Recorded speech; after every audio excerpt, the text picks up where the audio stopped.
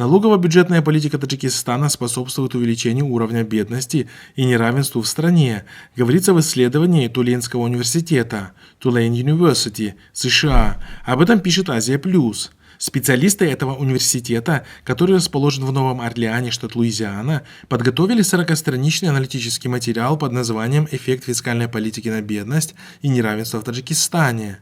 Основные выводы аналитиков Тулейнского университета заключаются в том, что налоговая нагрузка, как прямые, так и косвенные налоги на бедные слои населения республики слишком высокая, и она препятствует предпринимаемым мерам по сокращению уровня бедности и провоцирует разрыв между богатыми и бедными в стране.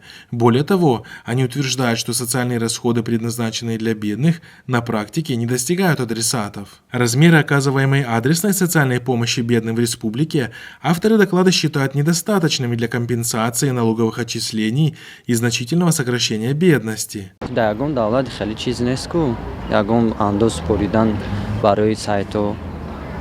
Также стоит отметить, что Таджикистан входит в топ-10 стран с самым высоким налогом на прибыль, и около 60% бюджета ежегодно формируется за счет рядовых налогоплательщиков, так как крупные предприятия и концерны в стране контролируются либо семейным кланом Рахмона, либо его приближенными, и по отношению к ним действуют налоговые льготы. Таджикские экономисты отмечают, что западная система налогообложения, реализуемая сегодня секулярным правительством Рахмона в Таджикистане, сама по себе является ошибочной и чересчур обременительной, в отличие от исторически реализуемой в регионе исламской экономической модели, при которой все недра являются общественной собственностью, население облагается лишь закятом, а введение дополнительных налогов в основе запрещено.